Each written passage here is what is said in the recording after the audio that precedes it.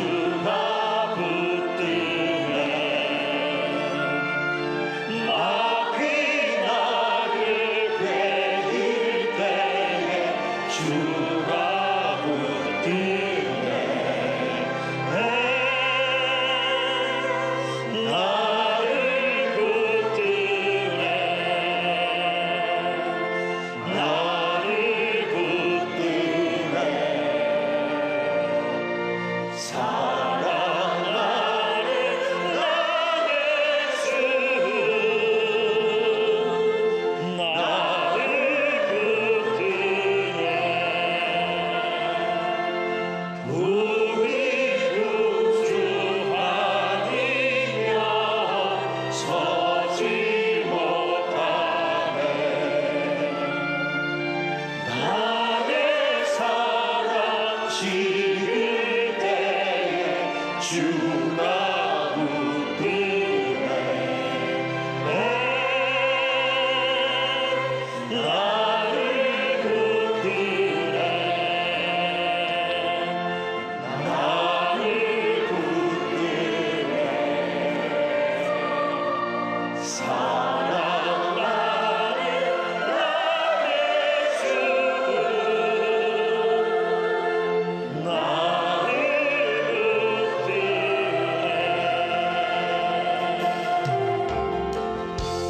은혜 아니면 살아갈 수가 없네.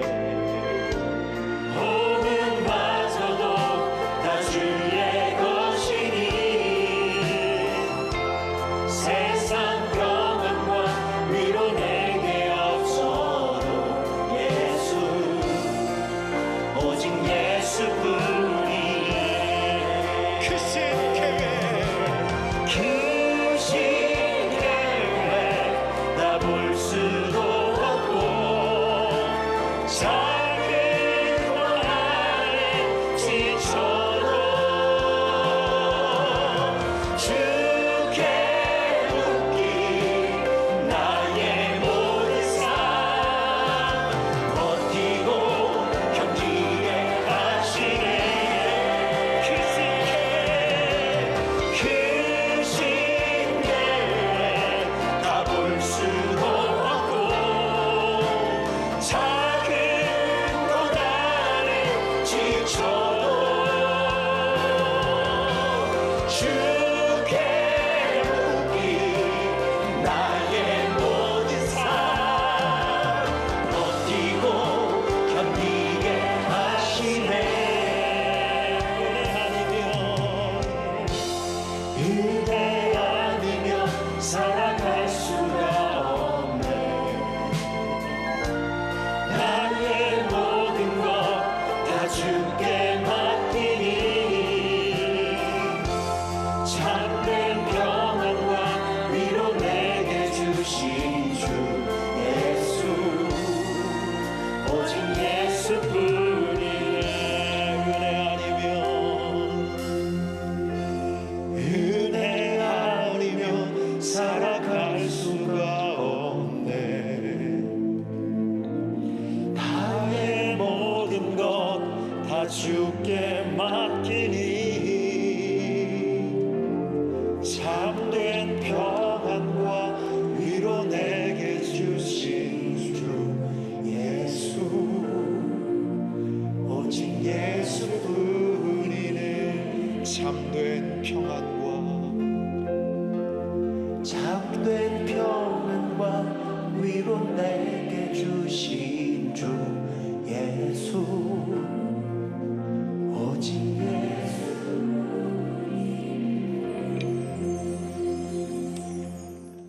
우리 이제 3장을 꽤 오랜 주일날 3장을 창세기 3장을 살펴봤고요. 이제 4장으로 넘어갑니다. 3장의 무대는 에덴 동산이었습니다. 에덴에서 무슨 일이 일어났는가 매우 중요하죠. 그래서 여러 주에 걸쳐서 살펴보았습니다. 인류의 최초 일어났던 일이 딱 끊긴 사건이 아니고 오늘 우리에게도 계속 이어지는 사건이기 때문에 3장을 유심히 또 주의 깊게 살펴보아야 합니다. 혹시 여러분들 시간이 되시면 지난번 설교들도 가끔 다시 한번 되풀이해서 들으시면 큰 도움이 될 것입니다. 제4장은 이제 에덴에서 추방된 인간, 이 땅에서 어떤 일이 일어나고 있는가, 특별히 아담의 후예들이 펼쳐지는 역사가 이제 일어나고 있습니다. 본문을 보면 아담과 하와가 동침함에 아들을 낳았습니다. 가인과 아벨이라고 하는 아이를 낳습니다. 자, 새로운 세대가 일어날 때는 우리가 어떤 기대감을 갖죠. 무슨 일이 일어날까, 그런 기대감을 갖습니다. 오늘 가인을 낳고 이름을 내가 여호와로 말미암아 남자를 아들을 얻었다, 이제 그런 뜻으로 이름을 이제 가인이라, 그 가인의 이름의 뜻이 여호와로 말미암았다, 그런 뜻입니다. 그렇습니다. 여러분, 죄를 짓고 범죄에 타락했지만 하나님의 은혜와 긍휼은 계속되어서 아담과 하와에게 자녀를 허락하시고 가인과 아벨을 허락하셨습니다. 자, 그럼 오늘 이 본문의 핵심은 주 스토리는 예배에 관련된 이야기입니다. 가인과 아벨이 하나님께 예배를 드리는 예배의 장면입니다. 인류의 최초에 무엇이 있었는가? 예배가 있었다는 거죠. 인간이 타락하고 죄를 짓고 추방되었음에도 불구하고 하나님을 예배하는 자들이 되었습니다. 자, 이 예배는 하나님이 인간을 창조하신 목적이죠. 우리의 존재 이유. 그래서 여러분, 우리는 모두가 예배하도록 지음을 받았습니다. 그리고 예배를 드릴 때 우리는 인간다워지는 겁니다. 예배를 드릴 때 우리는 우리를 확인할 수가 있어요. 그리고 예배를 드릴 때 우리는 하나님과 우리의 관계가 질서가 잡히게 되고 우리의 삶의 모든 것들이 이제 질서를 얻게 됩니다. 자, 이 예배는 간단한 주제가 아닙니다. 인간의 핵심적인 주제예요. 예배에서 모든 것이 갈라집니다. 두 갈래의 길이죠. 하나는 오늘 보면 가인의 길이 있고 아벨의 길이 있습니다. 앞으로 성경 전반을 걸쳐서 우리가 보면 가인이 걸어가는 길이 있고 아벨의 길이 있어요. 두 갈래의 길입니다. 이 두 갈래의 길을 결정하는 기준이 뭐냐? 예배에 달려 있습니다. 자, 오늘 2절에 보면 가인과 아벨의 직업이 소개되고 있는데요. 그가 또 가인의 아우 아벨을 낳았는데 아벨은 양치는 자였고 가인은 농사하는 자였더라. 자, 가장 오래된 직업이 여기 소개되고 있습니다. 농부와 목자입니다. 가인은 농업을, 그리고 아벨은 목축업을 한 셈이죠. 두 사람은 자신의 직업에서 얻은 결과물을 가지고 하나님께 제사를 드렸습니다. 자, 가인과 아벨은 똑같이 제사를 드렸기 때문에 외견상으로 보면 큰 차이가 없고 구별이 잘 안 됩니다. 자, 그런데 하나님은 한 사람의 예배는 받으시고 연락하시고 한 사람의 예배는 받지 않으셨습니다. 자, 오늘 여기에서 우리가 관심을 가져야 될 문제입니다. 왜 한 사람의 제물은 받으시고 또 한 사람의 제사는 받지 않으셨는가? 그 차이가 무엇인가를 우리가 오늘 찾아내야 합니다. 자, 오늘 본문으로 보면 사실 그렇게 확 와닿지 않아요. 왜 하나님이 받지 않으셨는지, 가인의 예배를. 자, 무슨 차이일까라고 하는 부분을 우리가 오늘 찾아봐야 되겠습니다. 자, 흔히 일반적으로 얘기할 때 아벨의 제사는 피의 제사였다. 양을 드렸기 때문에 피의 제사였다. 가인의 제사는 곡식을 드렸기 때문에 하나님을 받지 않으셨다. 이제 이런 아주 오래된 그런 해석을 하는 사람이 있는데 그것은 성경적인 해석이 아닙니다. 레위기에 의하면 피의 제사도 있고 곡식으로 드려졌던 제사도 있었습니다. 그래서 오늘 이 본문에서 우리가 이 본문과 함께 히브리서 11장에 믿음의 사람들 얘기가 나오면서 아벨에 대한 얘기가 나옵니다. 그래서 오늘 히브리서 11장 4절과 오늘 본문을 가지고 왜 하나님이 아벨의 제사를 받으시고 가인의 제사는 받지 않으셨는가를 이제 찾아보려고 합니다. 히브리서 11장 4절을 보면 믿음으로 아벨은 가인보다 더 나은 제사를 하나님께 드림으로 의로운 자라 하시는 증거를 얻으시니. 자, 여기서 히브리서 기자는 무슨 얘기합니까? 아벨은 가인보다 더 나은 제사를 드렸다고 하는 거죠. 그 이유가 뭐냐? 앞부분에 믿음으로 아벨은 가인보다 더 나은 제사를 드렸다. 자, 여러분, 아벨이 믿음으로 더 나은 제사를 드렸다. 그러면 여기서 더 나은 제사를 드렸다라고 할 때 그 드림에 우리가 주목해야 합니다. 무엇을 드렸느냐? 무엇을 드렸기 때문에 믿음으로 드렸다고 얘기하는가? 여러분, 제사에서 핵심이 뭐냐면, 제사에서 핵심은 드림입니다. 드리는 것. 희생의 제물이죠. 그래서 제물을 드린다라고 얘기할 때 반드시 제사에는 제물이 있어야 됩니다. 그리고 제물은 언제나 희생의 제물이에요. 희생의 의미가 들어요. 희생이 없는 제물은 제물이 될 수가 없어요. 그래서 희생의 제물을 드릴 때 그 희생, 그 sacrifice라고 하는 이 희생의 제물을 드릴 때 그 제사를 드리는 사람의 마음이 들어가 있어요. 마음.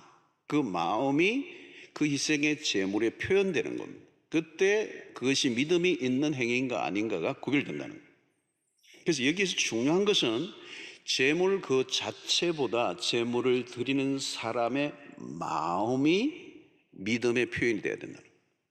그래서 오늘 3절과 4절을 여러분 보면, 세월이 지난 후에 가인은 땅의 소산으로 제물을 삼아 여호와께 드렸고, 아벨은 자기도 양의 첫 새끼와 그 기름으로 드렸더니 여호와께서 아벨과 그의 제물은 받으셨으나 이랬어요. 그러니까 가인은 땅의 소산으로 제물을 드렸다, 그 외에는 다른 설명이 붙지 않았습니다. 그냥 드렸다는 거예요. 제물을 드렸는 거예요. 자, 그런데 아벨에 대해서는 성경이 오늘 본문에 좀 다르게 표현을 하는 겁니다. 뭐죠? 양의 첫 새끼와 그 기름으로 드렸다. 이것은 가인에게는 붙지 않은 서술입니다. 자, 양의 첫 새끼는 무엇을 의미할까요? 첫 새끼는 아벨이 특별하게 구별을 했다는 겁니다. 첫 번째 새끼를 드리려고 하면 구분을 해야 되잖아요. 그죠? 첫 번째 난 이 양의 새끼를 구별해서 잘 눈여겨보는 거죠. 잘 키고. 그러니까 신경을 썼다는 거죠. 아벨이 마음에 아주 담아서 정성을 다해서 하나님에게 드리기 위해서 첫 번째 새끼를 구별해 놓은 거죠.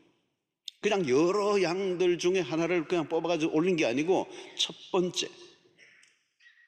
이거는 각별하게 신경을 썼다고 정성을 다한 것입니다. 또 다른 언급이 뭐죠? 그 기름을 드렸다는 거죠. 이것은 첫 새끼일 뿐만 아니라 그 양은 가장 기름진 양이다. 이 표현은 자신의 최상을 드렸다는 거예요. 첫 번째 새끼는 유일한 것이고 그 기름을 드렸다는 것은 최상을 드렸다는 얘기예요. 베스트를 드렸고 only one을 드린 거예요. 첫 새끼는 하나밖에 없는 거죠. 이것은 하나님에 대한 프라이오리티입니다. 우선순위를 둔 겁니다. 자, 그러므로 이 제물을 드리는 여기에서 아벨의 마음이 충분히 드러나고 있는, 이거는 정말 희생의 제물인 거죠. 아마도 가인은 설명이 없지만 그의 많은 곡질들 가운데 그냥 드렸던 것 같아요. 그런데 아벨은 다른 것이죠. 여러분, 하나님은 우리의 외적인 행동만을 보시고 판단하시는 분이 아닙니다. 첫 번째 새끼와 그의 기름을 드렸다는 것에서 가인의 믿음을 확인할 수가 있어요. 믿음은 무엇입니까? 하나님에 대한 태도를 결정합니다. 무엇을 하든지 마음이 중요하죠. 예배의 핵심은 드림에 있는데 이 드림을 어떻게 우리가 표현하느냐는 것입니다. 여러분, 가끔 우리는 예배를 이야기할 때 받는 것을 생각 많이 해요. 은혜 받으러 가자, 맞는 얘기예요. 그런데 예배의 핵심은 받는 게 아니에요. 드리는 거예요. 예배의 절정은 드리는 거예요, 여러분. 한 번 더 하겠습니다. 예배의 절정은 드리는 거예요, 여러분.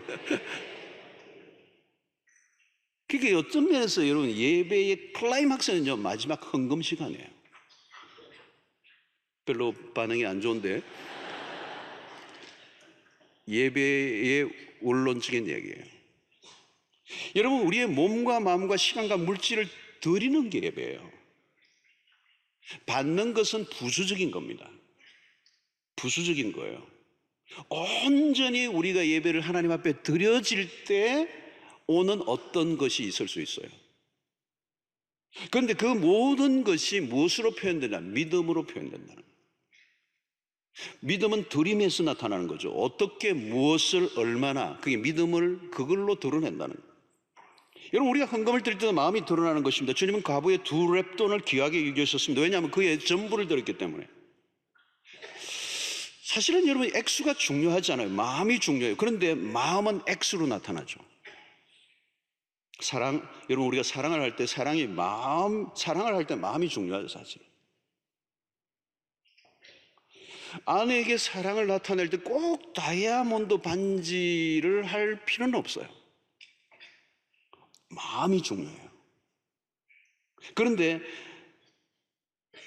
사랑을 드러낼 때는 무엇인가로 나타나죠. 아내의 생일을 맞을 때마다 남편이 내 마음 알지? 그러고 넘어가는 거예요. 그래, 알아요. 당신 나 사랑하는. 근데 그 다음 해도 당신 내 마음 알지 하고 넘어가면 약간 그 마음 모를 수 있어요.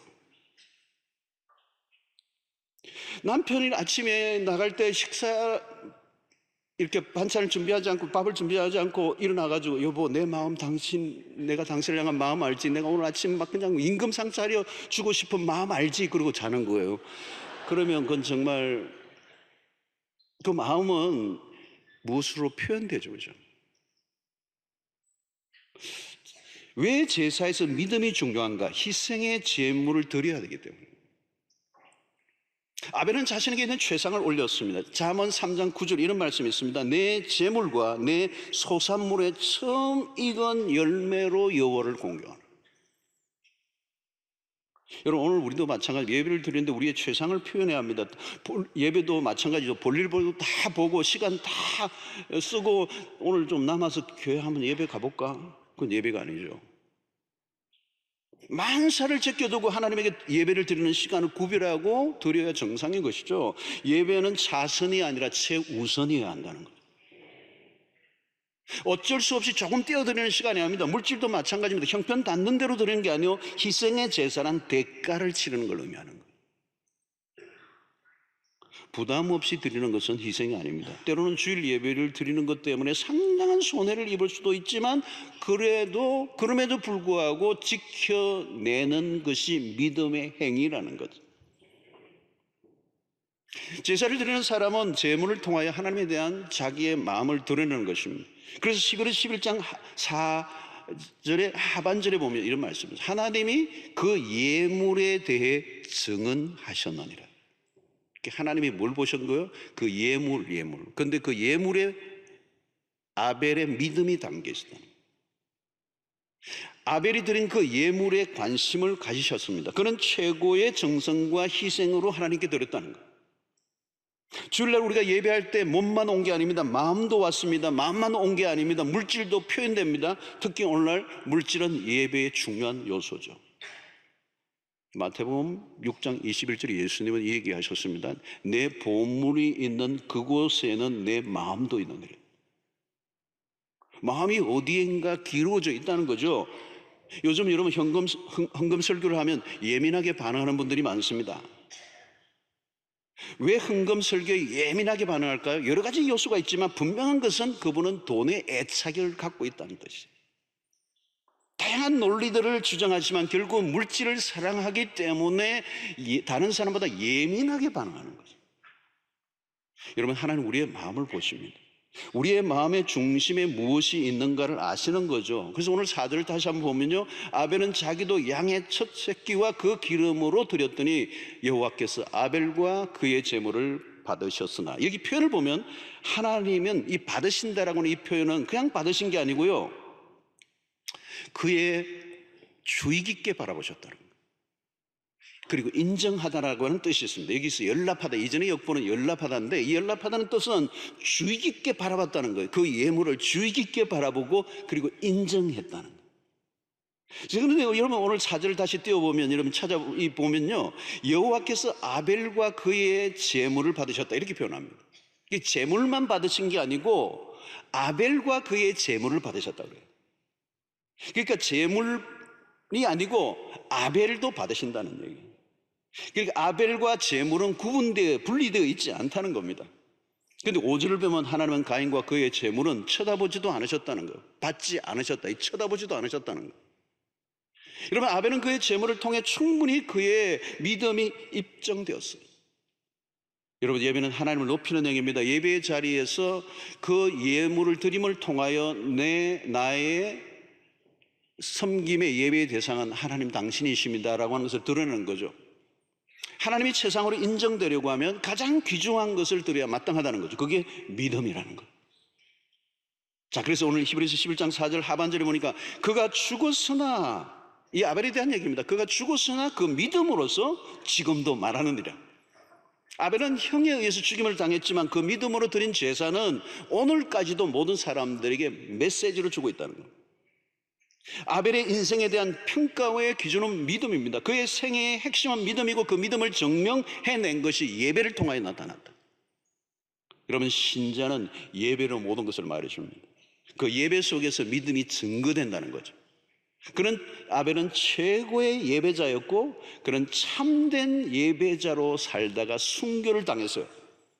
그리고 하나님은 그의 인생을 받아주셨어요. 자, 그런데 오늘 가인은 어때요? 가인의 제사는 실패했습니다. 왜요? 하나님에 대한 잘못된 태도 때문에. 자, 그도 제사를 드렸습니다. 그러나 가인의 제사는 무엇인가 빠져 있어요? 가인은 믿음으로 제사를 드리지 않았다는 겁니다.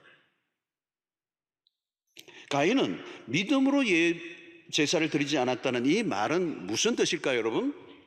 가인은 자기의 마음대로 제사를 드렸다는 뜻입니다. 죄란 무엇입니까? 자기가 하고 싶은 대로 하는 것을 말합니다. 가인은 하나님이 원하시는 방식이 아니고 자기의 방식을 따라 예배했다는 거죠. 예배라는 형식을 떼었지만 하나님은 마음이 없었습니다. 자기가 생각하는 대로 드리고 자기 스스로 만족하는 예배. 여러분, 인본주의가 바로 그런 겁니다. 인본주의라는 인간에 의한, 인간을 위한 인간의 예배예요. 그게 하나님이 없습니다. 하나님의 관심이 가지는 것은 제물보다 예배자인데, 예배 형식을 하나님이 받으시는 게 아니고 예배자에게 관심이 있는데, 가인의 마음에는 제물을 드리긴 했지만, 제사를 드렸지만 하나님은 그 마음속에 없는 거예요. 자, 여러분, 가인이 자기 마음대로 되지 않자, 받아들여지지 않자 어떻게 반응했습니까? 5절을 보면 이렇게 말씀합니다.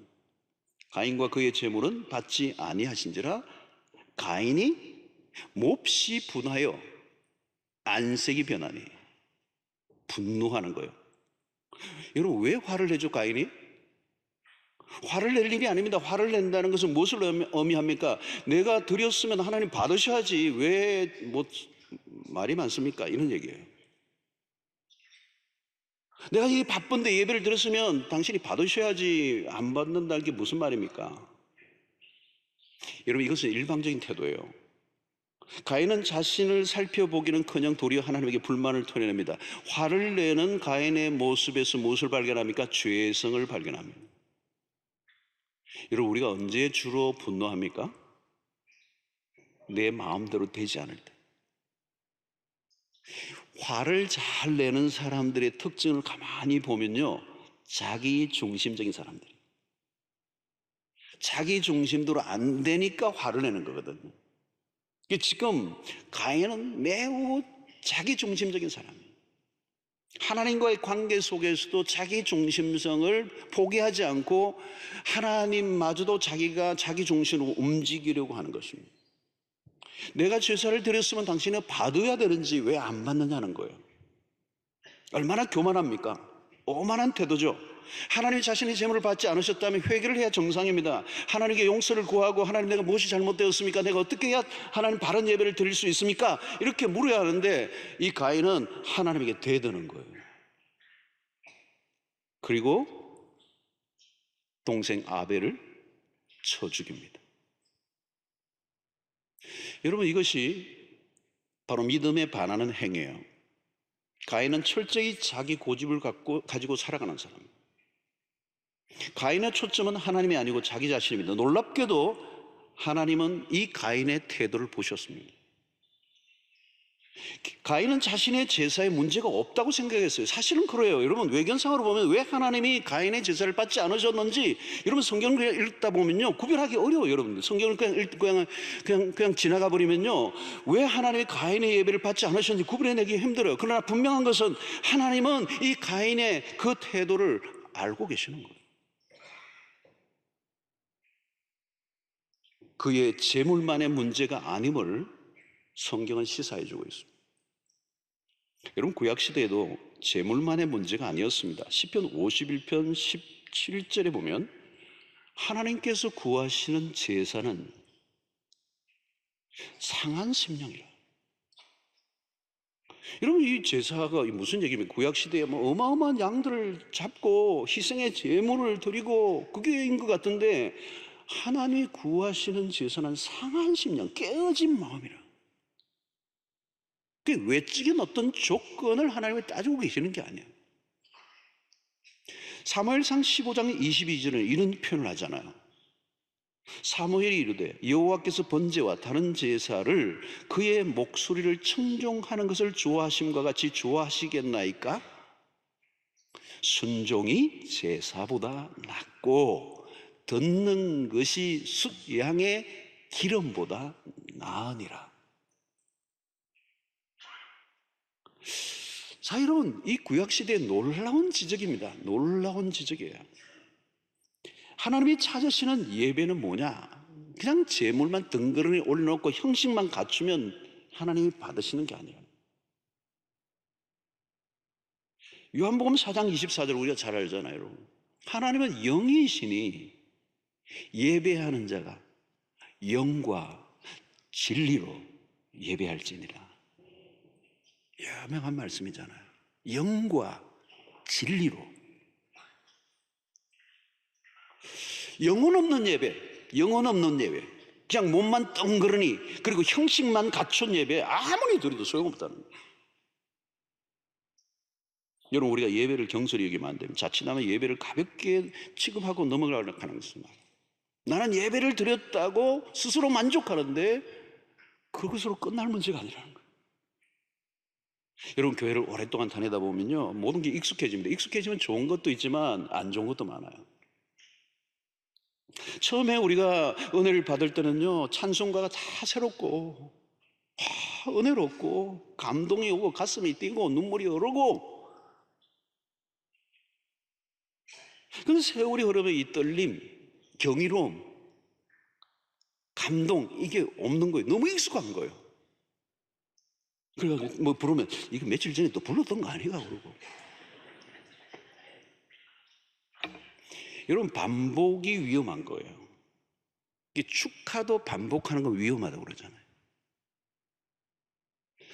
신선함이 없는 거죠. 그래서 진지하게 대하지 않고 경박스럽게 대하는 겁니다. 하나님을 예배하는 이 일이야말로 너무도 우리의 인생 가운데 가장 신비롭고 경이로운 일인데도 불구하고 그 문제를 너무 경박스럽고 소홀하게 대하는 거예요. 여러분, 하나님 앞에 나가는 것은 쇼핑센터나 친구를 만나기 카페에 들르는 것과 전혀 다른 거예요. 예배에 대한 진중함과 정성을 잃어버리지는 않았는가? 여러분, 예배는요, 하트가 필요해요. 하트. 마음이 중요해요. 태도가 중요해요. 그것을 어떻게 해요? 우리의 마음의 중심에서 무엇이 있는가가 그 예배 속에서 드러나는 거죠. 그게 제물 속에서 나타나는, 그 제물 안에는 단순히 형식적인 제물이 아니라 그 안에 우리의 온 마음을 드린 sacrifice, 희생, 정말 대가를 지불함, 쉽지 않은 헌신을 하나님 앞에 올려드리는데, 그것은 우리의 힘으로 되는 게 아니라 믿음으로 된다는 거예요. 여러분, 예배, 우리 몸이 왔다고 예배가 아니에요. 우리의 하트가 중요해요. 하나님을 향한 하트. 그것이 믿음으로 어떤 것으로 나타나야 된다는 거죠. 자, 오늘 이 본문에서 이 본문은 심플해요. 핵심이 뭐냐면, 예배의 핵심이 뭐냐면, 이 예배의 핵심이 뭐냐면 하나님이 받으셔야 된다는 거예요. 우리가 아무리 열심을 해도 하나님이 안 받으시면 끝입니다. 오늘 본문은 명확하게 쓰는 거 있잖아요. 하나님이 아벨의 제물을 받으시고 가인의 제물을 받지 않으셨다. 결론이에요. 아무리 제사를 꼴백 번을 드려도 하나님이 받으시지 않으면 소용이 없는 겁니다. 우리가 1년 12달 52주 예배를 드리고 10년 20년 예배를 드려도 하나님이 받으시는 예배가 아니면 그리고 얼마나 많은 수고와 얼마나 많은 시간과 얼마나 많은 대가를 지불했는데도 불구하고 만약에 하나님 받지 않으셨다면 이거 억울한 일이에요. 여러분, 우리는 우리의 열심에 도취될 때가 많습니다. 중요한 것은 우리의 열심이 아니고요, 하나님의 마음입니다. 하나님에게 달려 있습니다. 믿음의 제사는 어떤 것입니까? 하나님의 말씀에 기초한 제사예요. 성경은 구체적으로 어떤 제사를 드렸는가에 대해서 말하지 않습니다. 제사의 형식이나 방식에 대해서 알 수 있는 것은 없어요. 분명한 것은 아벨은 자기 마음대로 제사를 드리지 않았다는 것. 아벨은 제사 방식을 하나님으로부터 들었을 것입니다. 아담은 하나님으로부터 들었던 것을 아들에게 들려주셨을 거예요. 아벨은 그 말씀에 순종한 것입니다. 자, 그래서 오늘 히브리서 11장 4절을 다시 한번 보면, 믿음으로 아벨은 가인보다 더 나은 제사를 하나님께 드림으로 의로운 자라 하시는 증거를 얻었으니. 자, 여기서 의로운 자라 하시는 증거를 얻었다. 여기 의로운 자라는 말은 구속적 차원에서의 의를 말하는 게 아니고 행동에 대한 것입니다. 하나님이 원하시는 대로 제사를 드렸다는 뜻입니다. 하나님은 오랜 세월이 지난 후에 이스라엘 민족의 구체적인 제사법을 알려주시죠. 우리가 잘 아는 것처럼 레위기스입니다. 레위기스를 보면 짐승을 잡을 때도 그냥 마음대로 잡는 게 아니에요. 그 부위를 어떻게 처리하고 어떻게 그것을 하나님 앞에 드리는가가 매우 디테일하게 그 제사법이 알려져 있어요. 우리 연초에 해마다 성경 일독하기 위해서 결심하다가 늘 포기하는 곳이 레위기예요. 너무 어려워. 근데 복잡한 제사법이 나오는데, 여러분, 그 속에서는 뭐예요? 제사를 드리되 너 마음대로 드리는 게 아니야. 내가 원하는 방식으로 드려. 성도 여러분, 중요한 것입니다. 이게 중요한 거예요. 가끔 우리는 예배를 드릴 때 우리의 흥에 겨워서 예배를 드릴 때가 있어요. 우리에게 집중하는 거죠. 한때 미국에 이 예배 갱신 운동이 막 일어날 때, 제가 미국의 교회를 이제 여러 곳에 가서 예배들을 이제 참관했던 적이 있는데요. 그때 그 경향 중에 하나가 뭐냐면 청중 중심의 예배들이 많았어요. 위험성 중에 하나가 뭐냐면 예배를 너무 교인들의 취향에 맞추려고 애를 쓰는 경향입니다. 회중을 무시하면 안 되죠. 회중을 고려해야 합니다. 그러나 그럼에도 불구하고 사람들에게 지나친 집중은 하나님을 놓칠 수 있다는 거예요. 우리의 감성에 맞는 예배만 생각하다가 사람들의 만족도는 높아질지 모르지만 하나님으로부터 점점 멀어질 수 있다는 거예요. 요즘 시대를 우리는 소비주의적 시대라고 얘기합니다. 소비자 중심 시대죠. 소비자주의 시대, 이 소비주의 시대는 사람들의 욕구를 조장하며 과도하게 소비를 조장하는 시대예요. 물질 중심의 이 시대는 소비주의 시대로 그냥 맞물려 있는 겁니다. 그래서 신자들도 이 소비주의 문화 속에 상당히 우리는 익숙해져 있어요. 그래서 어떤 사람은 소비주의의 영이라는 표현까지도 써요. 예를 들어 숯불에 구운 고기 맛을 들이면 그것을 계속 찾게 됩니다. 익숙한 맛이 끌어당기기 때문에 그렇죠. 소비는 소비를 낳습니다. 끊임없이 소비하라는 압력에 시달려 모든 결정에 중대한 영향을 미치는 거죠. 당장 만족을 주는 것에 몰두하는 이 소비주의 시대. 그래서 오늘날 젊은이들의 그 경향이 뭡니까? 미래를 위하여 준비하는 것보다 today, 지금 순간 즐기는 것에 더 집중하는 문화는 오늘 소비주의적 문화가 만들어내는 현상입니다. 자, 그런데 영적 세계도 마찬가지요. 사람들은 각자의 기호와 성향에 맞는 예배를 찾아다녀요. 예배에서 어떤 스타일을 고집하려고 합니다. 소비주의 시대의 신자들은 예배도 일종의 소비적 형태로 접근합니다. 초점은 뭐에 있어요? 자기 자신의 만족에 있어요. 그래서 예배는 또 하나의 구매가 되는 거예요. 예배는 또 하나의 소비 품목이 되는 거예요. 그런 문화에서 예배는 하나님을 향한 정성보다 인간의 기교와 기술이 더 가미되고 사람의 감성에 더 터치되는 예배를 만들려고 애를 쓰는 경향이 생기는 것입니다. 그래서 외적으로는 화려하고 웅장할 수도 있지만 예배의 본질에 벗어날 수가 있어요. 거기는 하나님에 대한 집중보다도 인간의 더 관심을 가지고 집중하는 그런 예배는 아벨의 예배가 아니라 가인의 예배로 전락할 위험성이 있어요.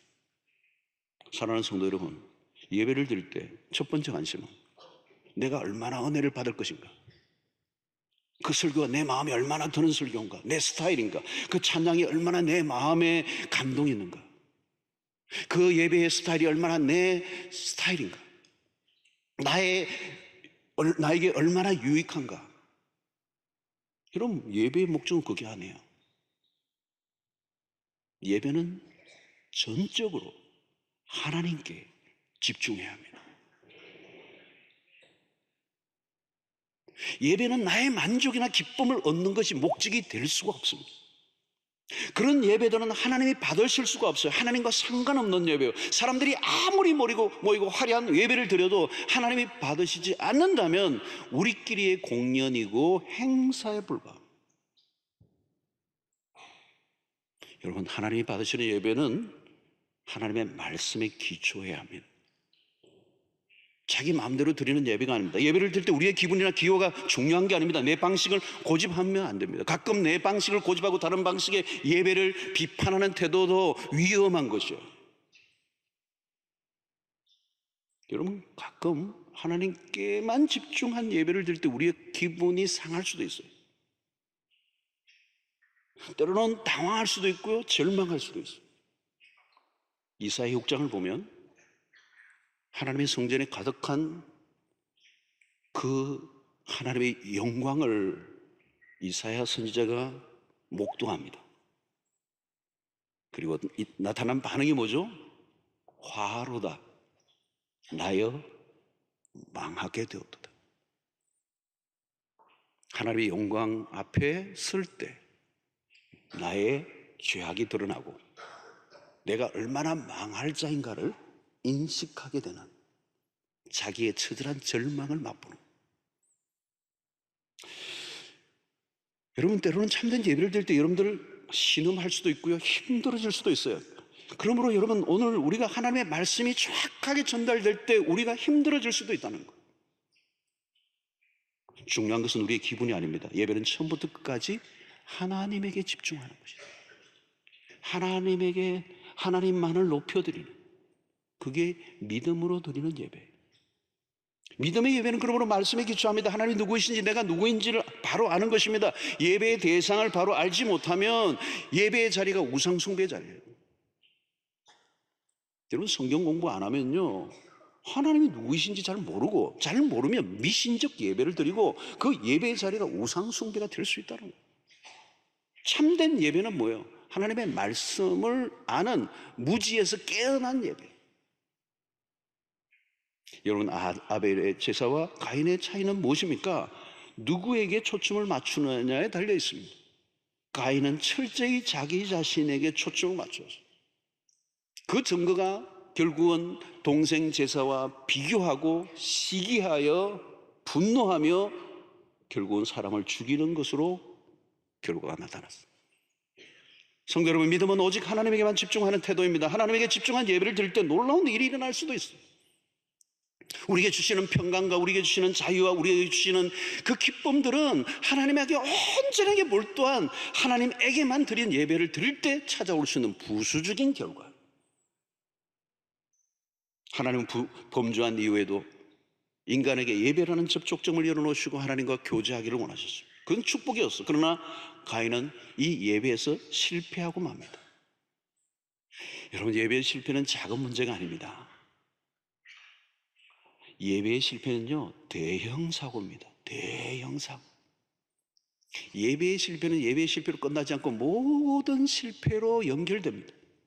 모든 문제의 출발점은 예배의 문제에서 비롯됩니다. 예배의 실패의 자리에서 무슨 일이 났습니까? 동생을 죽이는 살인극이 벌어집니다. 가인을 죽였던 그 살인의 사건은 예배 직후에 일어난 사건입니다. 여러분, 이것은 당연한 일이에요. 예배란 하나님에 대한 우리의 태도입니다. 하나님에 대한 마땅한 태도를 잃어버리면 그 다음부터 무슨 일이 우리의 삶에 일어날지 아무도 모릅니다. 믿음으로 온전히 하나님에 대한 바른 태도를 가질 때, 예배다운 예배를 드릴 때 우리의 삶은 질서를 찾게 되고 우리의 삶의 모든 영역에 하나님이 프라이오리티가 된 인생은 하나님이 책임지시는 인생을 살아갈 수가 있습니다. 근데 만약에 하나님에 대한 잘못된 태도를 예배 속에 나타낸다면 그 후유증은 이루 말할 수가 없어요. 그것은 살인뿐만 아니라 가인의 길은 끝도 없는 멸망의 길로 달려가고 말았습니다. 사랑하는 성도 여러분, 오늘 나는 어떤 예배자인가 한번 살펴볼 필요가 있습니다. 나는 내 예배 속에 정말 하나님에게 베스트를 드리고 있는가? 예배가 내 삶의 중심에 놓여져 있는가? 여러분, 우리는 예배를 중심으로 돌아야 돼요. 뭘 하다가 예배가 아니고 예배 중심이에요. 예배 중심. 우리의 일상을 살아가는 이유도 예배를 드리기 위해서. 신약적 로마서의 개념으로는 12장으로 넘어가면 무슨 말을 하십니까? 우리에게 믿음으로 어렵다함을 받은 백성들에게는 찾아오는 새로운 삶의 예배의 패턴은 우리의 삶의 전 영역이 예배가 되는 거예요. 우리의 몸을 거룩한 산제물로 드리는 한 부분이 아니라 파트타임이 아니라 풀타임으로 모든 영역에서 하나님이 우리의 삶의 최고가 되심을 인정하는 삶. 여러분, 예배를 통하여 하나님이 나의 삶의 최상이심을 증명해내야 합니다. 그것이 믿음의 삶이에요. 여러분, 우리의 삶에 예배 말고 예배보다 더 중요한 게 뭐가 있습니까? 없습니다. 예배는 우리의 삶의 존재의 이유입니다. 하나님 우리를 지으신 목적입니다. 예배를 예배답게 드릴 때 하나님 우리의 삶을 축복하시리라고 믿습니다. 오늘 하나님이 받으시는 예배, 오늘 내 예배는 하나님이 과연 받으실 수 있는 예배인가? 다시 한번 우리의 예배를 우리의 삶에 다시 한번 곰곰이 점검하고 이 예배를 통하여 하나님을 온전히 기쁘게 해드리는 일에 전 삶을 드리는 여러분들 되시기를 주의 이름으로 축원합니다. 오늘 우리 예배가 우리 주일날 우리 교회 예배도 너무 좋은 예배. 그러나 우리끼리의 흥에 기운 예배가 아니에요. 여러분, 우리의 모든 회중이 정말 우리가 화려하고 웅장하고 기가 막힌 시스템을 하나님이 받으시는 게 아니에요. 우리가 하나님을 향한 온전하고 순전한 마음, 정성을 다한 예배. 여러분, 일주일 동안 이 주일 예배를 한번 준비해 보십시오. 그리고 토요일도 정말 이 주일을 사모하고 기대하고 한번 준비해 보십시오. 그리고 주일날 아침에 일찍 일어나 정말 온 마음과 정성을 다하여 이 예배에 대한 마음을 가지고 기도하고 준비하고 사모하고 일찍부터 나와서 여기서 기도하고 하나님 앞에 예배로 나아간다면 여러분, 거기에서도 우리의 삶의 질서가 생길 것이고 거기서부터 우리의 삶의 모든 얽히고 설킨 모든 문제들이 저절로 해결되는 역사가 있을 줄로 믿습니다. 하나님과의 관계가 꼬이면요, 하나님에 대한 우리의 태도가 예배에서 온전하게 믿음으로 반응하고 나타나지 않는다면 그 다음에는 기대할 게 아무것도 없다는 거예요. 다 엉키게 된다는 거예요.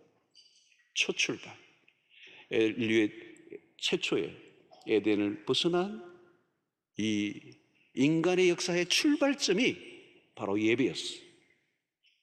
가인은 그 예배에서 실패하고 말았어요. 그러나 아벨은 예배에 승리합니다. 그리고 히브리서 11장에 믿음의 영웅의 자리에 우뚝 아벨이 서 있습니다. 명예의 전당. 그 아벨이 이 믿음장에 믿음의 영웅들의 대열에 서게 된 유일한 이유는 그가 예배자였기 때문에.